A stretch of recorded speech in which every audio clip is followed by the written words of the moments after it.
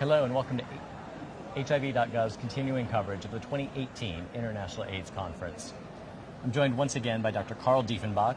Carl is the Director of the Division of AIDS Research at the National Institutes of Allergy and Infectious Diseases at the NIH. It's great to be here with you, Steve. Thank you for returning, Carl. He's going to join us to give us a recap of some of the latest HIV research presented here at the conference, and we're also going to do a little bit of a look back at some of the highlights of the conference. We have a number of things we'd like to talk about, but Carl's also willing to take questions from our viewers. So if you have questions about any of the topics that we're talking about today, or things that Carl's discussed in his previous interviews with us from here at the conference, please put those in the comment section below, and we'll try to get to as many of those as possible. Carl, let's get started today, in a way, continuing a conversation we started yesterday about the different ways that researchers present their research findings. We talked about the different formats they take here at a conference, but another way the research gets presented is in peer-reviewed journals. Can you talk a little bit about the difference between peer-reviewed journals and conference presentations? Sure. So the idea of a peer-reviewed publication is at the end of a research program, all the data is complete, it's assembled, it's analyzed, it's put together in a complete package, it's written up and submitted, and then it's evaluated by other scientists and ultimately published. And at that point, then it's archived in the literature for everybody to read and see. So we have a good example of a contrast today that was presented at the meeting with a study that dealt with on-demand pre-exposure prophylaxis. Mm-hmm. Jean-Michel Molina presented a study called Prevenir that looked at two forms of delivery of pre-exposure prophylaxis. Okay. One is what we call on-demand, which means it's more coitally dependent, 2 pills before and 2 pills after, versus... To put it in plain language, that would be 2 pills before a sexual encounter and 2 pills after. Exactly. Okay. Exactly. Versus daily use of oral Truvada. So that's what we're talking about, Truvada. Now, what makes this important is that it's about halfway through the study. So what we are getting at a conference is then a mid-course look at where the study is. So they have baseline data on the participants. They have about half their data assembled.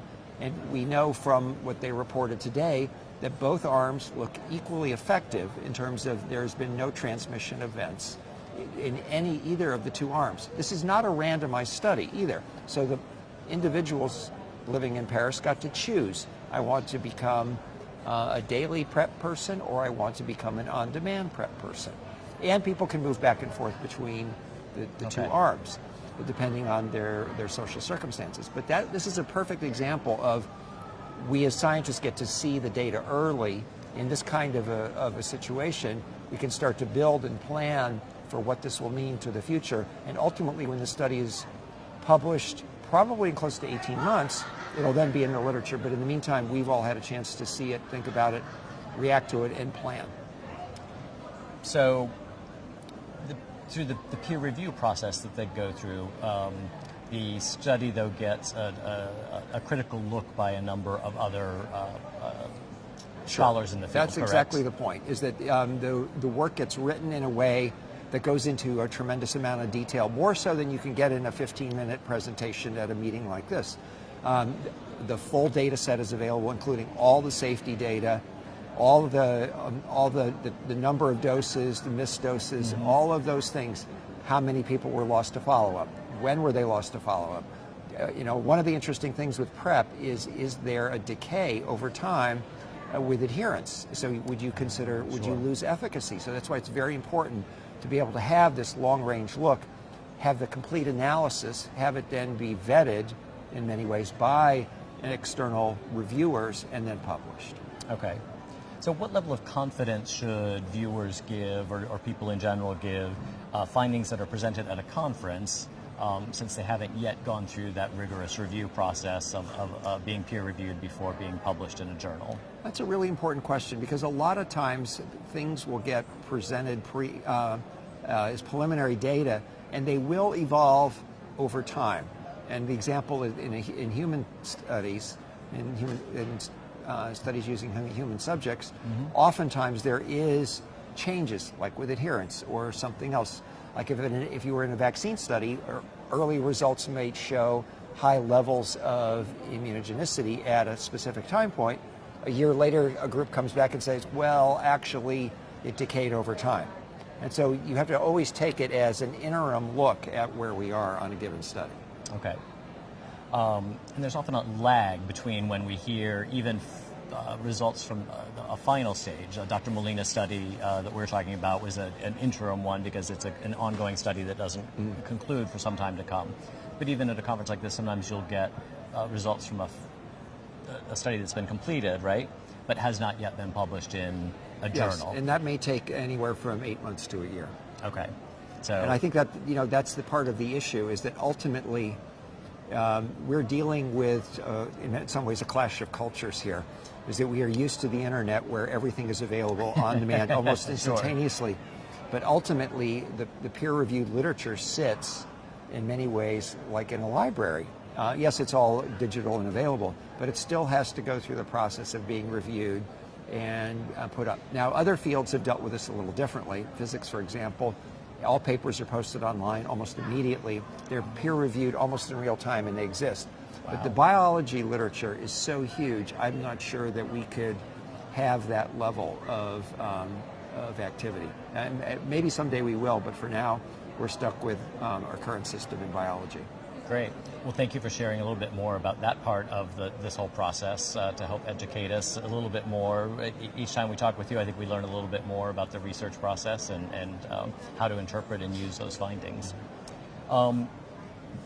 So we also want to take a look back at some of the major themes that are coming out of this week that was just rich with presentations and conversations about just the ginormous expanse of topics that researchers dig into on HIV and related conditions and circumstances. At this year's conference, we heard an awful lot about HIV prevention and treatment in particular.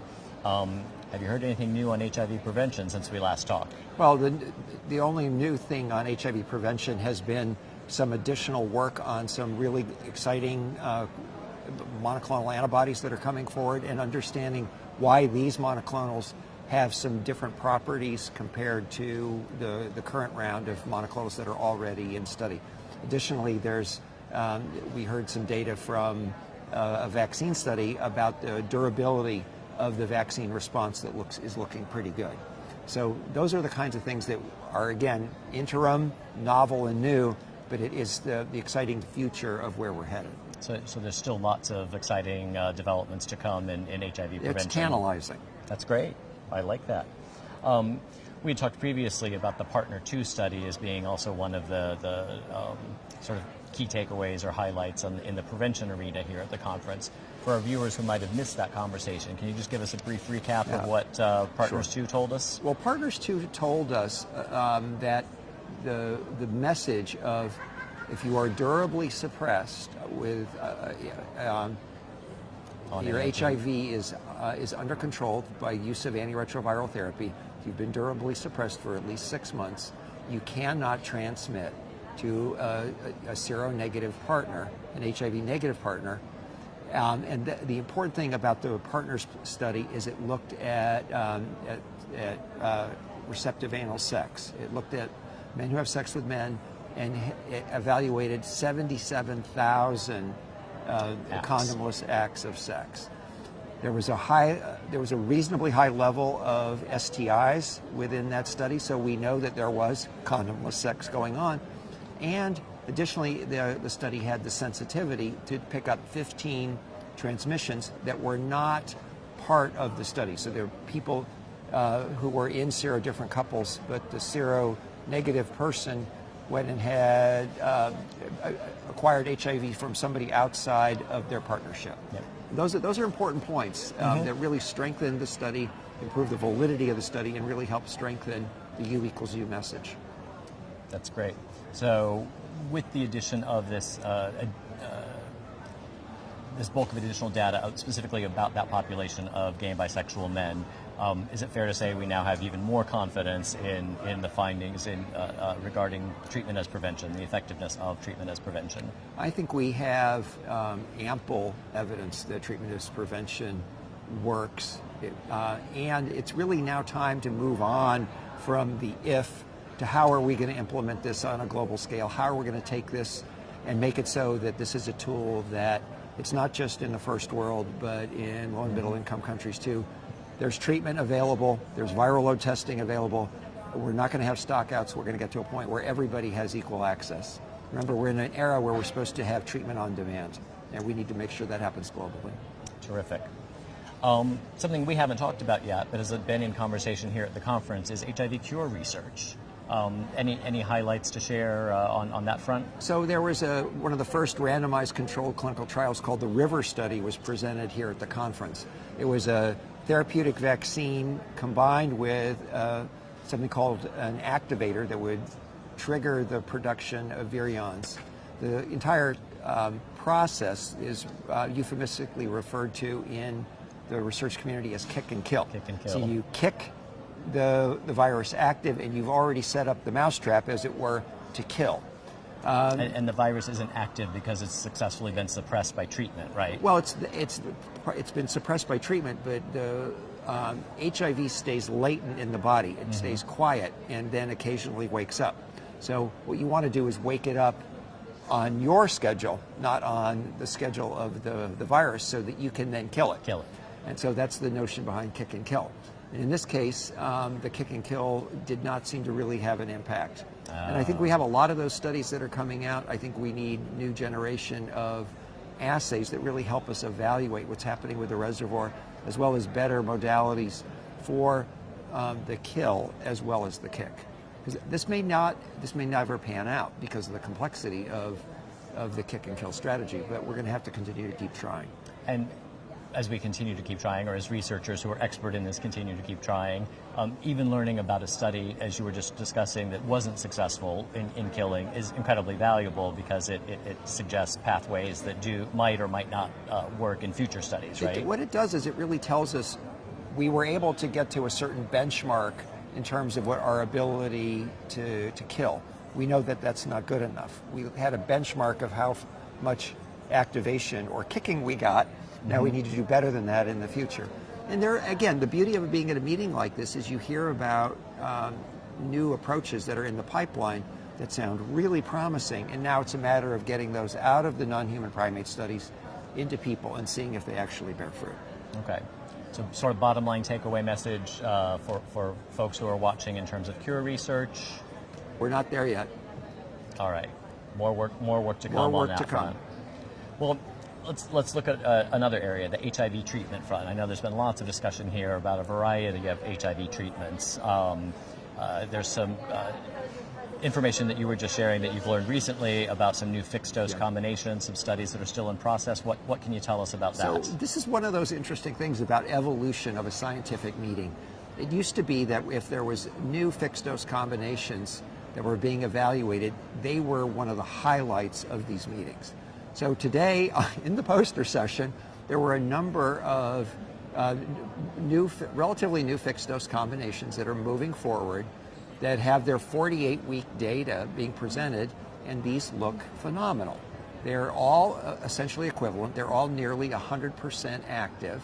And like what we have been seeing from other fixed dose combinations in other studies, this is an interim look. We'll have to go out probably 144 weeks. So another couple of years of study before these actually go someplace in terms of really having their durability assessed. But this is an incredible advance that we have some of the most important new things in the poster sessions. So to me, this was an indication of how mature and how far this field has come in terms of what makes it onto the plenary stage. That's terrific progress. We also talked a little bit earlier this week about the antiretroviral drug dolutegravir. It's been much discussed here for a variety of reasons, partly because of its potency and therefore its potential, but also because, as we discussed the other day, some signals that there may be an association with birth defects. And I understand that since we talked, we know a little bit more about that. Can you fill our viewers in on a little bit more that we know? Sure, but before we go to the story on the potential birth defects, let's spend a moment talking about the study that Pedro Kahn discussed because this could be a potential game changer. It's a 2-drug combination of dolutegravir plus another antiretroviral, and that 2-drug combination was equal to 3-drug combinations. So that could be a dose-sparing, a drug-sparing regimen coming forward. And it's also very important to consider that this is also the 48-week data again, so now we have to wait and see how durable this is. Okay. But what we have done, what has happened is, as dolutegravir has been recognized as the most potent, safest antiretroviral that we've had in a very long time, as we've moved forward, those in the PEPFAR booth here have really pushed on in countries moving forward with dolutegravir rollout. As part of that rollout, the NIH has been playing a role by evaluating what happens when women of childbearing age take antiretrovirals, whether it's new antiretrovirals like dolutegravir, or taking them before and during pregnancy with other drugs. So what we were able to do in a specific study is look at what happens when dolutegravir is rolled out. And so first we looked at dolutegravir during pregnancy. Then we looked at young women who started dolutegravir prior to becoming pregnant, and that's where we saw some troubling data. In the first 420 or so young women who delivered, there were 4 neurotube defects. To remind our viewers who watched us earlier in the week, a neurotube defect is the neurotube is the base, is the earliest form of the nervous system that forms in the embryo. It happens in the first month after conception, and it is unbelievably sensitive to damage, to a point where most pregnancies are not viable with significant neurotube defects. So this is a profound birth defect. But there were 4 out of about 420.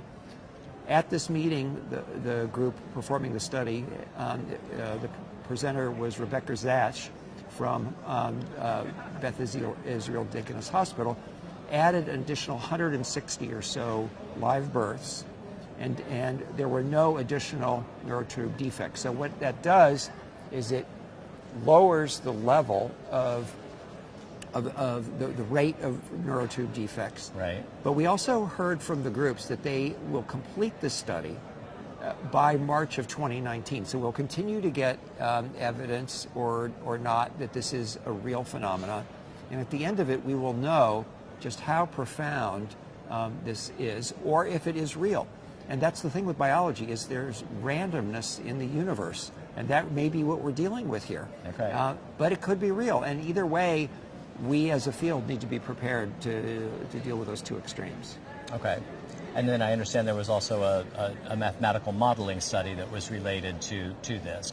Before we dig into what it told us, let our viewers know what a mathematical modeling study is and how that helps research. So what mathematical modelers are able to do is they're able to take a set of information, like this drug has this level of activity, and it has these other profound benefits and risks, and then put them into an equation of, if there were so many people, say 100,000, 500,000, 1 million people on study, both men and women, you could then look at it from a population perspective. What does the population look like in terms of how it responds to the use of this drug? Within that model, then, you can say, okay, half are women, there's a proportion that are in the age of this childbearing age. You can also then make a prediction based on data, how many of those women would become pregnant. Okay. So that's what this model did, is it basically took that large population data, broke it down into men versus women, women of childbearing age, and ultimately women who would become pregnant, and then said how many specific birth defects would be seen if the worst case scenario was seen, versus if you had taken that 1 million or so people, kept them on therapy, how many lives were saved, how much better was the viral suppression, how many deaths were averted, how many forward transmissions were prevented. And at the end of the day, the data was fairly profound in terms of it was highly cost effective to use dolutegravir. There were a tremendous number of deaths prevented, a tremendous number of onward transmissions compared to preventing, but there was a level of birth defects that were associated with this. And then it becomes, you have this many people who live because of dolutegravir, but you have this many pregnancies that ended up either being spontaneously aborted or resulting in the death of an infant. And so that becomes that balance. And in some ways, how do you work that equation? Just on numbers alone, if each life is relatively equivalent, more lives were saved than were lost, even if you took into account the number of children that were born with birth defects. But we really would like to avoid this, and Lynn Moffinson said this at this meeting, and she actually had a slide of a mom with her arms up and a baby with his fists up, and saying we do not want to get into this mom versus baby situation. And so with any luck at all, we will be able to figure out exactly what is happening with dolutegravir, make some rational decisions, and get to a point where the drug either stays within the regimen or is then coupled with appropriate counseling. So if women want to get pregnant, they don't take dolutegravir. If they don't want to get pregnant, they could go on the drug. So there, again, so much of what we're doing with antiretrovirals, whether it's for treatment or prevention, is about choice. And not one regimen isn't right for everybody.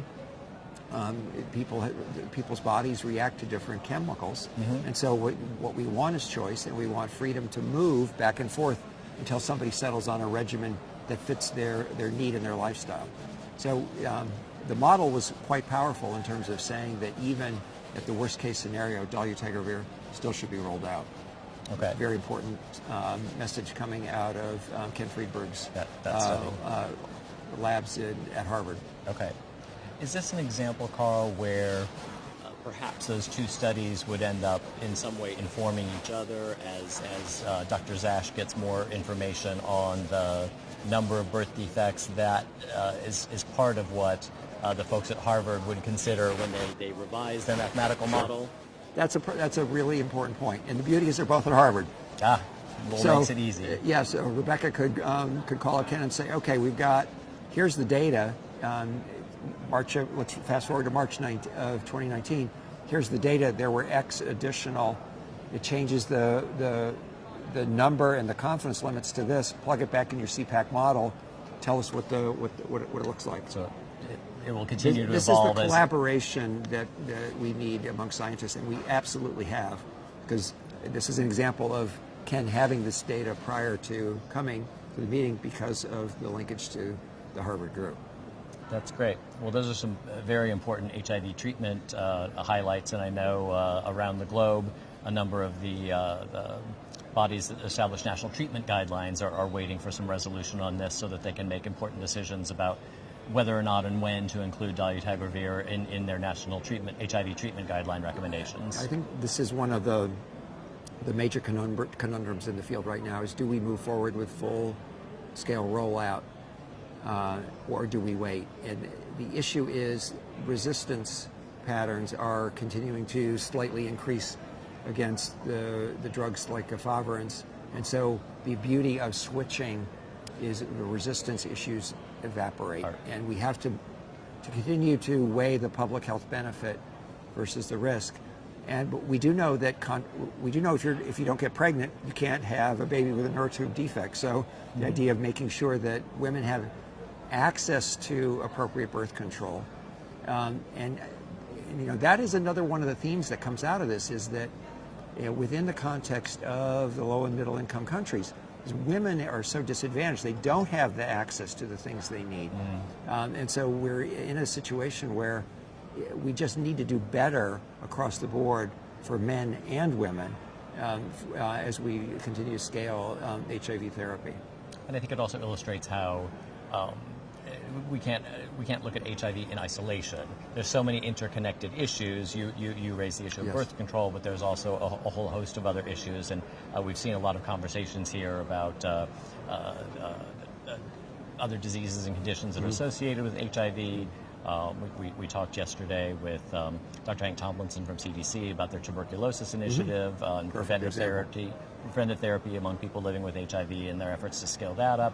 So a much more sort of holistic perspective on things also comes out at this conference. So again, as we've discussed yesterday, the theme of the meeting is building bridges, breaking silos, breaking barriers.